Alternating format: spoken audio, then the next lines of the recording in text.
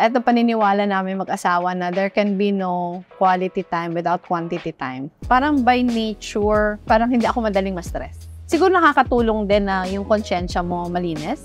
Kasi tingin ko pag yung tira sa'yo totoo, mababother ka talaga. Pero kung yung tira sa'yo hindi naman totoo, parang you can sleep well at night. Kasi hindi naman lahat na negative comments malicious. Paminsan, may negative comments na actually may sense siya.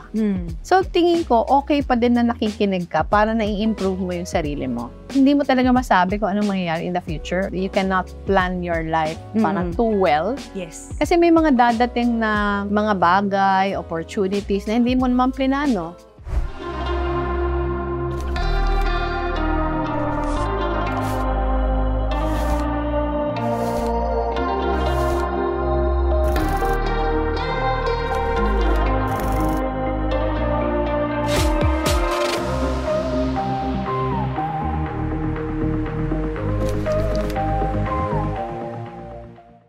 I think marami nagtanong nito, what was it like raising 3 daughters all born in different generations? Oo, mahirap. Kasi sabi ko nga 6 years apart. Pero siguro ang mas mahirap doon kasi syempre wala naman talagang formula eh. Parang you raise your children, depende din sa kung anong meron ka. So halimbawa si Aika, I got married at 22, pinanganak ko si Aika 23 pa lang ako. So what do I know? 'Di ba?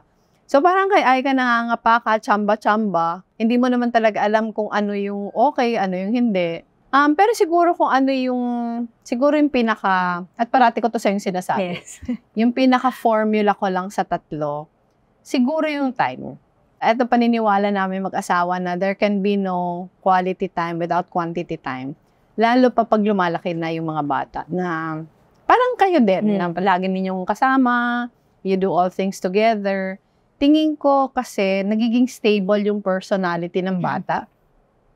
Pag alam niya na kahit anong mangyari, nandiyan ka lang sa tabi niya. Siguro madali lang ito sa akin sabihin kasi when they were growing up, we lived in Naga. So alam mo naman sa Naga, everywhere is 5 minutes away at that time. Ng lunch. Umuwi pa lang lunch. Si Tita Len po talaga naghahatid sundo sa mga kids niya growing up. As in, hanggang kay Jillian dito, hanggang kay Jillian, nasa Pisay na siya noon. Pero dito kasi sa Manila, mahirap. So parang mahirap din sabihin na dahil hindi mo yung nagagawa. So depende sa circumstances mo. Pero nung time ng mga bata, maswerte ako na nasa Naga pa kami, nasa probinsya, parang all meals are eaten together. Dito, hindi yun pwede kasi yung mga bata hindi umuwi for lunch. Hindi po. Oo nga. Tingin ko nakatulong yon. Kasi pag yung bata secure sila sa love ng parents, mas self-confident. Yes. At pag mas self-confident sila, mas hindi sila takot na i-assert yung sarili, na i-try yung mga bagay na gusto nila, na wala masyadong reservations. Actually, yun po yung aming tinatry na gayahin ng asawa ko. Hindi pa namin makakalimutan yun. Lagi ko sinasabi sa asawa ko yun. Yung sinabi ni Tita Len kanina na quality time is quantity time. So, hindi lang enough yung para magbabakasyon kayo ng matagal, like once a year, twice a year. As in, yung mas importante yung everyday. Mas importante yung everyday. Ginagawa po namin. Alam ko. Kasi tinatry namin talaga. Saka magkakasama din kayo sa kwarto. Yes. So, co-sleep kami guys hanggang ngayon. Yun yung tinatry namin gayahin. Kasi nga, mas mahirap dito. Mas mahirap although dito. yes. Saka lalo sa'yo, nakita ko kung gaano kaka-workaholic, saka present. Hindi mo din kontrolado yung pasyente, di ba?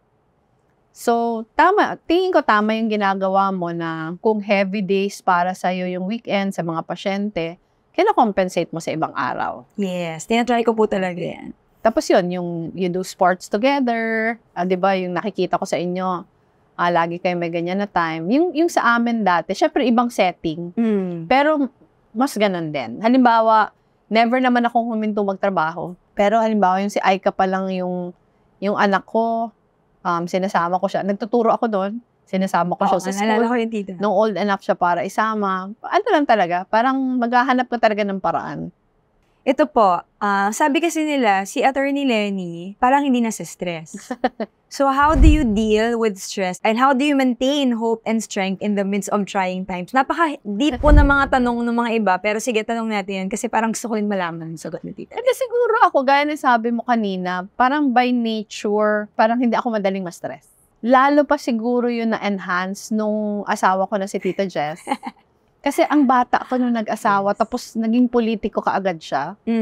Oo. So, naalala ko, nung mga first few months siguro na politiko siya, lagi ako naiinis na may mga usapan kami na nalilate siyang dumating, or paalis na kami, may dadating na humihingi ng tulong, malilate kami, or magpaplano kami halimbawa manood ng sine, hindi matutuloy kasi kung ano man, yung mga ganon.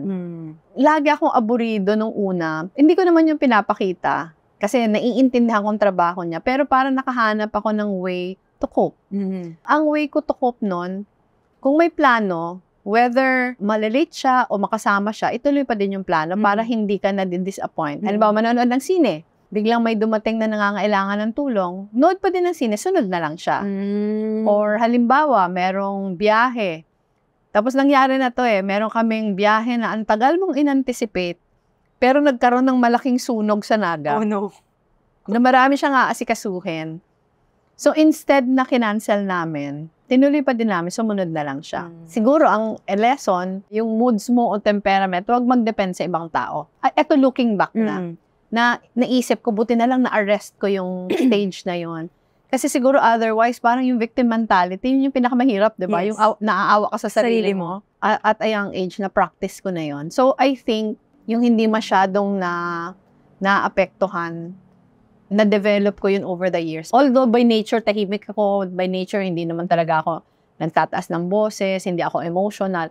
Pero I think, na-enhance yun over the years. Lalo na nung vice president ako. Parang dati kasi si Tito Just lang yung tinitira. Yes. Kasi siya yung mayor. Siguro nakakatulong din na yung konsyensya mo malinis. Kasi tingin ko pag yung tira sa'yo totoo, mababother ka talaga. Pero kung yung tira sa'yo hindi naman totoo, parang you can sleep well at night. Actually, yun po yung next question ko. Kasi yung tanong dito is, how do you handle negative comments and bashing? Yung sa akin, eto, kasi yung Facebook, diba? Karamihan sa mga bashing nasa Facebook. So, dati, ang advice sa akin, huwag kong basahin ng negative comments. Pero ako binabasa ko. Binabasa ko siya kasi hindi naman lahat na negative comments malicious. Paminsan, may negative comments na actually may sense siya. So, tingin ko, okay pa din na nakikinig ka para na-i-improve mo yung sarili mo. Pero, Hindi mo kayo na-affect, tita? Like emotion, wala, hindi masyado. Hindi masyado. Pero sa akin nga, parang natututo kang tingnan, alin yung negative comments na kailangan mong pagtuunan ng pansin, alin yung hindi. So, halimbawa, merong mga pages na, o mga accounts na troll talaga, i-block mo na. Huwag mo nang hayaan ma-poison pa yung page mo. Correct. Pero kung meron namang nagko-comment siya, kahit mali siya, pero ang premise niya kasi siguro ang nakuha niyang information mali din, pwede mong i-correct. Correct. In a nice way. Tingin ko yung number one kasi clear conscience. Kasi siguro kung meron man lang tinge of truth sa lahat na binato sa akin, siguro sobrang hindi na ako mapapakali. Pero dahil hindi siya totoo, parang wala kang pake. Masyado mabigat yung mga tanong. Wait. Ito dito, interesting to. Given a chance to be in someone else's shoes, who would it be? Ay, naku, iba-iba siguro. Iba-iba siguro. Minsan, lalo na nung vice president ako, ayoko naman maging presidente. Pero, pag nakita mo kasi yung kahirapan, parang parating mo sasabihin na sana nasa posisyon ako na mas malaki yung influence ko para matulungan ko ang mga ito. So, siguro hindi siya particular person. Ano ba, ngayon, nahiwala na ako sa gobyerno, paminsan may mga namimit ako ng mga NGO leaders na sobrang okay. Parating ko wini-wish na sana ako siya. Halimbawa, yung recently, galing ako sa residency sa Italy, yung Rockefeller Foundation. Sa cohort namin, meron akong mga kasama na mas bata pa sa akin, pero make things happen. So parating ko sinasabi sana, pareho ako nila. Siguro pag pareho ako nila, mas marami pa ako magagawa. Kasi siguro ako, ang pinaka-disadvantage ko siguro, mahihain ako. Halimbawa, sa paghingi ng tulong, lagi ako nahihiya. Correct. Oo nga. So sila, parang sinasabi nila na, hindi naman yan para sa'yo, so sige ka lang at sige. So parating sinasabi, sana ganyan ako. Sa mga leaders, halimbawa nung time ng pandemic, sobrang tinitingala ako si Jacinda Ardern, yung Prime Minister dati ng New Zealand.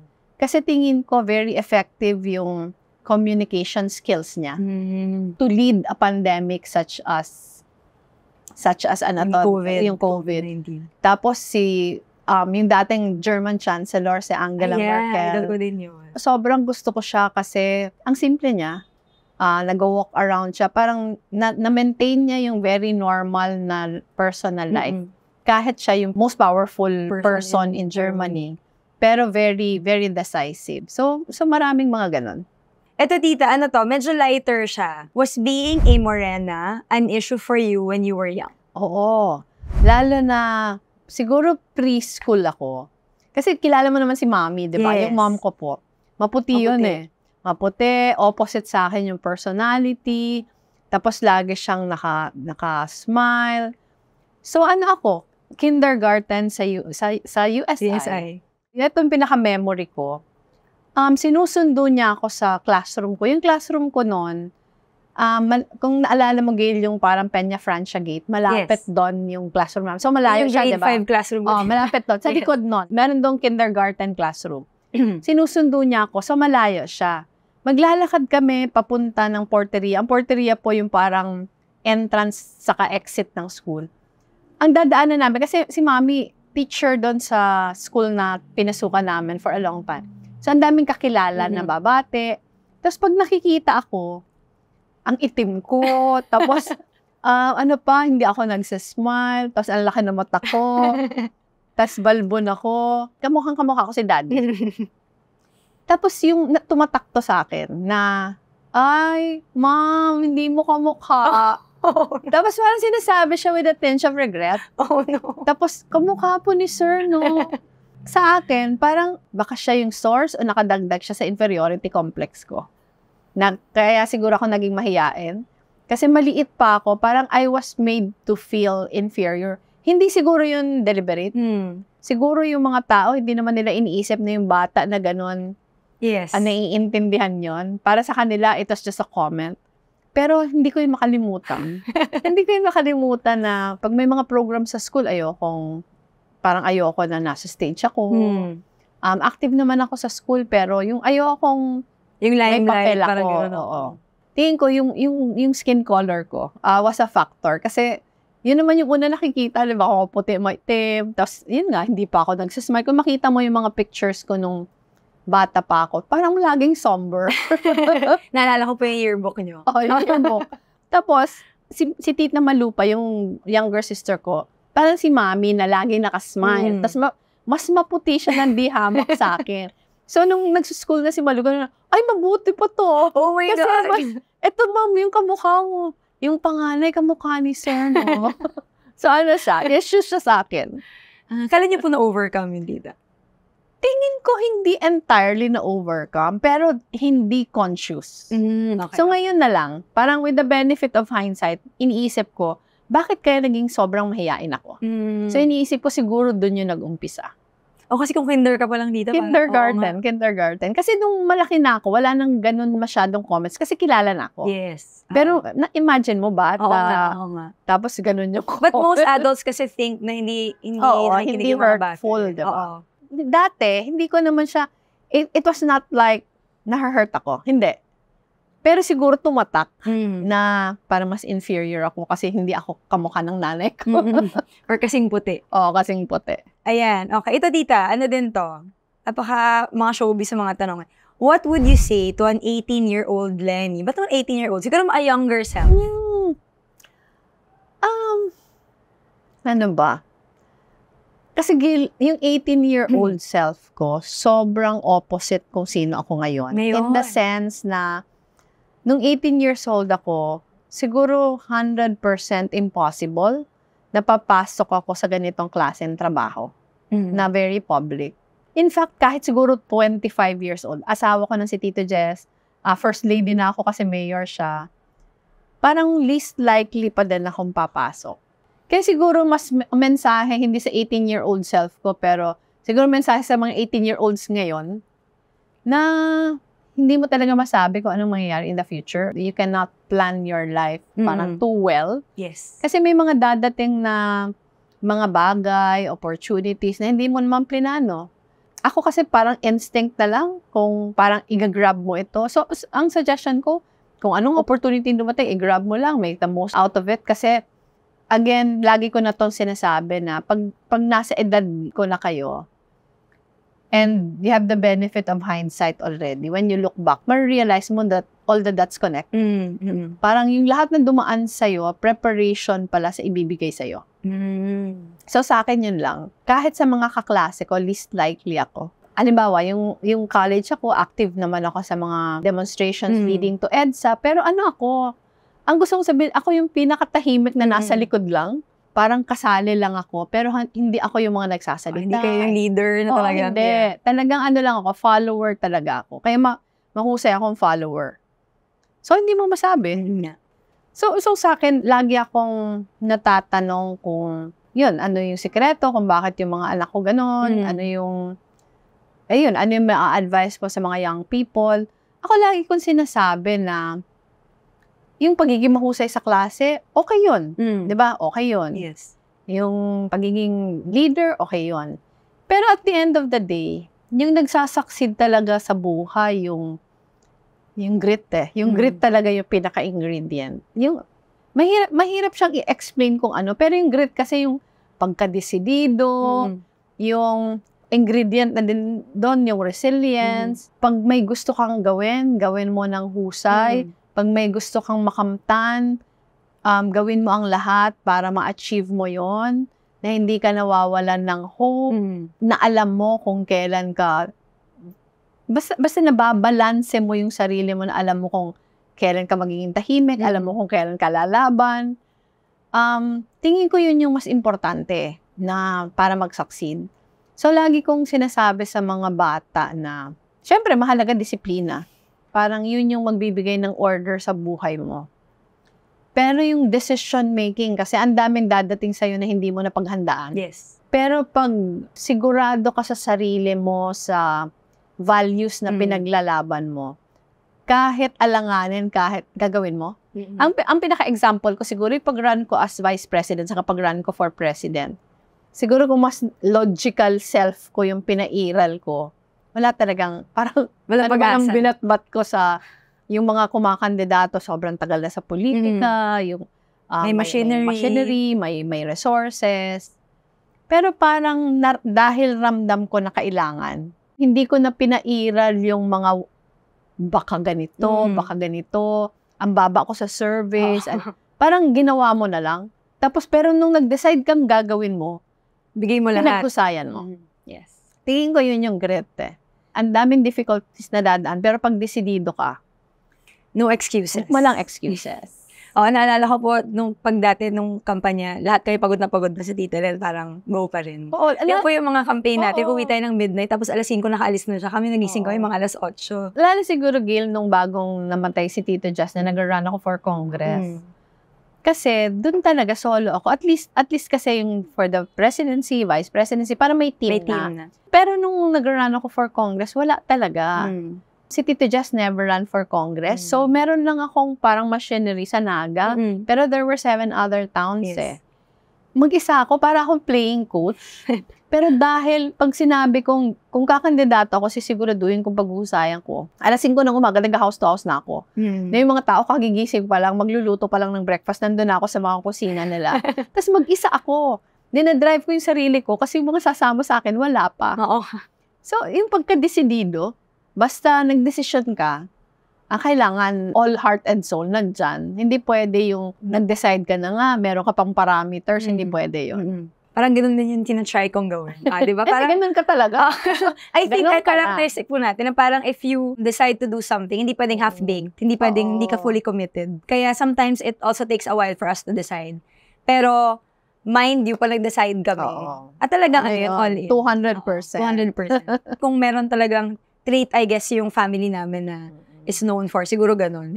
We don't go into something na parang half-baked. Halimbawa, nung pag-run ko for the presidency, alam ko naman na yung chances sobrang liit. Pero alam ko din na kailangan. So, dahil alam kong kailangan, gagawin ko lahat. Ako, hindi naman sa tinatawaran mo yung effort ng iba. Pero napakasipag ko talaga. Siguro wala makakatalo sa sipag ko. Kasi, nag-decide na ako. Parang kahit po, pinagdagdag mo yung kay Aika, ako, si Tisha, si Jillian. Grabe pa rin yun. Pag nag-desisyon ako, masipag talaga ako. Pero that is not to say na may mga bagay din na lethargic ako about. Alam ba, nung vice president ako, alam na ng office na magmi-meeting, ayoko na mga meeting. Ayaw ko na mga meeting kasi feeling ko waste of time siya. Lalo na pag ang meeting matagal. Ako, iniisip ko, hindi ba yan, gagawin ba natin? Kailangan pa natin pag-meetingan na pwede bang sa thread na lang kung anong mga gagawin, mag-assign na, tapos gawin. So, alam na yan ng office na pag mag-meeting, lethargic na ako. Pero pag pupunta sa communities, parang Nabubuhayan. Oo. May mga stretches nun sa OVP na wala kaming community work. Parang lagi akong minamigraine, lagi akong... Puro meeting. Oo. Lagi akong binevertigo. Pero pag nasa community, kahit walang tulog, go na go. Actually, maraming nagtatanong about Angat Buhay.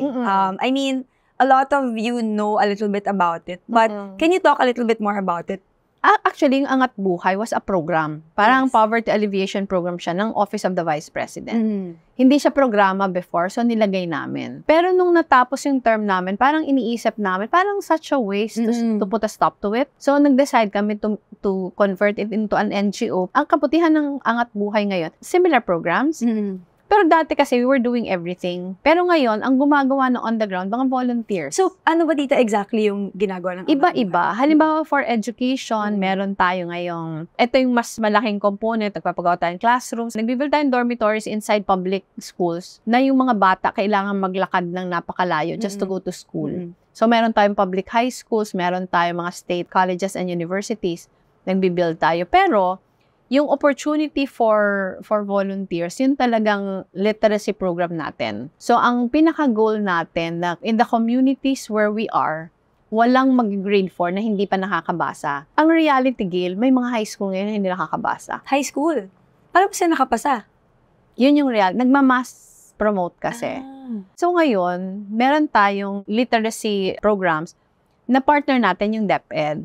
So, halimbawa, ang tawag natin, Bayan Ko, Teacher Ko program, na dahil yung teacher sobrang overburdened na sila, kumukuha tayo ng volunteers para yung mga slow learners, yung mga volunteers yung nagtuturo. Parang after school. So, yung mga volunteers, nag-start lang siya sa mga volunteers natin during the campaign. Ang dami nila. Kaya lang, nung dumami yung tinuturuan, hindi na enough. Saka, yung mga volunteers kasi natin, pwedeng maka-volunteer weekend lang. So, gusto natin mas-sustainable. Ang ginawa natin ngayon, nag-partner tayo with universities na merong education programs. So, doon na sila nag-i-intern. Para sustainable, laging may tutors. Tapos, yung UP College of Education, sila yung naggumawa ng module, sila din yung nagte-train ng ating mga tutors. So, sinusukat natin yon on the 3rd month, on the 6th month. Ang ganda ng results. So, yun, education yon. Sa health naman, kung naalala mo during the pandemic, meron tayong Bayanihan i-consulta, diba? Ano ka nga, volunteer doctor, si Gail. Siyempre, nung nag-die down na yung cases, hindi pa to deliberate. Pero, napansin namin, ang daming nagsa-sign up na mental health cases, mental health consultations and sadya. So, nag-decide tayo na i-transition na siya into a full-blown mental health program. Wow. Meron tayong free online consultations for mental health. Ang pinaka-problema, kukonti ang ating psychiatrist. Yes, oo nga po. So, marami tayong volunteer counselors, mga psychologists, yung mga trained na mga guidance counselors, mga organizations. Pero, hindi kasi sila makaka-prescribe ng medicine. Yes, oo nga. So, alam naman natin na maraming mga conditions ngayon, kailangan umiinom ng gamot. Yes. Ang problema, dahil kukonti ang ating psychiatrist, nagbabacklog tayo ng haba. Ang kwenta namin, yung backlog na namin ngayon, aabot na ng 6 months. Oh my God. For a psychiatrist. So ngayon, maglo-launch kami ng programa ngayong April na community-based na. Parang mas prevention siya. Na hindi nahihintayin na lumala. Meron ng community counseling, saka community health, mental health programs. So, magta-train na doon ngayon para sa kanya-kanyang communities, parang may napupuntahan na. Hopefully, makasagot siya doon nga sa backlog. Para yung pumupunta na lang sa site, yung talagang pinakakinakailangan. Pero yung iba na parang masasala na sa community, masala na. Tapos, pwera doon, meron kaming disaster relief program, parang environmental protection saka climate action program. Pinakabakang pillar, arts and culture. Kaya namin dinagdag yung arts and culture kasi nasayang kami. Kasi di ba during the campaign, ang daming artists. Saka ang daming artists yung mga murals, mga binibigay sa inyo ng mga painting. Lahat yun. Di ba kaya nga tayo nagka-museum? Dahil sa mga artworks na binibigay. Tapos yung mga artists, mga national artists na tumulong during the campaign, gusto pa din tumulong. So ngayon, meron tayong cohort of 12 public high school students na mga artists, young artists. Mini-mentor sila ng mga artists. So, si Ben Cab, si Toym Ima, marami sa kanila nagme-mentor. Tapos ito, visual artists to. Ang next natin, dance. So, ang next cohort natin, dance, si national artist Alice Reyes, siya naman yung mentor natin dito. Tapos si Ryan Cayabyab, na national artist for music. Tapos gusto natin magkaroon din for literature. Meron tayong architecture. Pag meron tayong volunteers na naghahanap ng saan kami pwede makatulong, ang dami nangangailangan ng tulong. Oo nga po. So yun, yun yung mga ginagawa natin ngayon. Gusto natin mas community-based yung program. So wherever we have volunteers, sila na yung nagsa-start sa programs. Ano ba yung community learning hubs, bayan ko, teacher ko, volunteers na yung nag-run nun. So, yun yung mga nagtatanong kung ano nang ginagawa ni Attorney VP Lenny ngayon. Marami po siyang ginagawa, super busy niya po. So, dito for example, kasi may mga nagtatanong din before, how can they help? Like for example, if you're an ordinary citizen. Merong Angat Buhay Facebook page, merong Instagram, meron ng website ng Angat Buhay. I-check nila doon. Kasi meron dong link na pwede nilang i-click. Pag clinic nila yon at mag-volunteer sila, meron tatawag sa kanila. I think monthly, meron kami tinatawag na onboarding ng volunteers. Ina-explain yung programs. Pinapakita sa kanila kung saan sila pwede mag-volunteer. In fact, meron kaming yearly exercise. Dati kasi, yung mga fundraising namin, ang mga donors namin, diretso sa amin. Correct. Ngayon, hindi na ganun yung ginagawa namin. Meron pa ding diretso sa amin, pero meron kaming year, ginagawa namin to during the anniversary. Ang anniversary, July 1. So, during the anniversary, ang ginagawa namin, ini-invite namin lahat na partners na gustong tumulong. Pero, yung mga volunteers, sila na yung nagpe-present ng mga programs nila. So, yung mga partners, direct na yung pagtulong doon sa mga organization. So, yung last na ginawa namin yung July 1 of last year, in 1 hour, para siyang speed dating.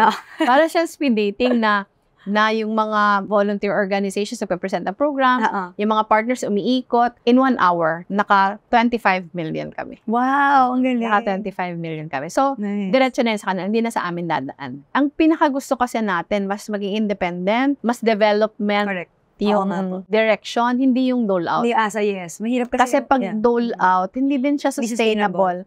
Tapos hindi mo na-achieve yung parameters, yung targets na gusto mong ma-achieve. Before I end, just a few light-hearted questions na ako. Para wag naman parang yung peak-peak, tas biglang namatay lang, di ba? Para pagbigyan naman natin yung mga ibang tanong. Okay. Ito po. Favorite Bicolano food? Bicol Express. Bicol Express. Mahilig si Tita Len sa maanghang. Mahilig ako sa maanghang. Is Chocnut still your favorite? Oh, one of my favorites. Favorite perfume scent? I think wala naman akong favorite na brand. Kasi hindi ako bumibili ng perfume. Mas gusto ko lang yung parang fresh na out of the shower. And last question, name 3 books that you would recommend the audience to read. Nako, ang hirap. Ang hirap pala. Parang depende kung anong stage in life ako, umiiba yung interests ko. So, halimbawa, nung napasok ako sa gobyerno, mas biographies or autobiographies ang gusto ko. So, marami. Yung mga recent na mga nabasa ko, yung kay Obama, yung both kay President Obama sa kay Michelle Obama. Meron akong isang gusto na King Bhumibol ng Thailand. Yung mga inspiring na mga tao, yung kay Nelson Mandela, yung Long Walk to Freedom, gusto ko yon. Pero yung nung bata pa ako, na nabasa ko yata first time ito high school, pero inulit ko na siya ng several times. Yung Catcher in the Rye. Yes. May movie din po nun, diba? Tapos yung To Kill a Mockingbird, tingin ko yung public service lawyering ko, parang sobrang influenced. Nung To Kill a Mockingbird. Mahilig kasi ako sa mga espionage eh. Ako din po. Ikaw mahilig ka din doon. So, James Patterson, John Grisham, Patricia Cornwell. Yes. Patricia Cornwell. May nabasa din ako mga Patricia Cornwell na ano. Parang umiiba siya over time. So, for a long time, ito yung, halimbawa, sasakay ako sa plane, ito yung gusto kong dalhin. Yung siguro pinaka-consistent kasi sa akin, yung travel books eh. Pag nagta-travel ako, alam niya na game, hindi kami nagsha-shopping. Hindi kami nagsha-shopping. Ang binibili ko talaga yung libro tungkol sa lugar. Yes. So, before we go, ikaw din eh, nakita ko. Yes, meron po ako mga ano. Before we go, bumibili ako ng ng travel guide. Guide para hindi masayang yung pagpunta. Pero pag nandun na ako, bibili ako ng isang libro na parang local na tungkol sa lugar para pagbalik, parang lalo kong ma-appreciate yung lugar. So, yan yung mga binabasa ko ngayon. May ginagawa din namin dito ni Howie yun, pero binibili namin children's books. For example, nagpunta kami ng Rome, bibili kami ng parang illustrated na libro for the kids. Saka parang na-imagine nila yung pinuntahan mo. Saka parang nakita ko si Howard dati nagsasketch siya. Yes. Oo. Galing. Saka din, tingin ko psychologically for the children, ang laki ng epekto nun na kahit pala hindi kami kasama, iniisip kami. Yes. Oo nga. Tsaka thanks to technology po, at least we can video call more. Oo. Tsaka chat. Oo. Sa panahon kasi namin, wala pa eh. So ngayon, mas madali nang umalis kasi parang connected ka pa din. Hindi gaya nung time namin na snail mail. Yes, oo nga. Tapos nakabalik ka na, hindi pa dumating. Hindi, saka ang mahal ng long distance. Long distance, correct. Ngayon, parang may wifi ka lang. Lumiit na talaga yung mundo.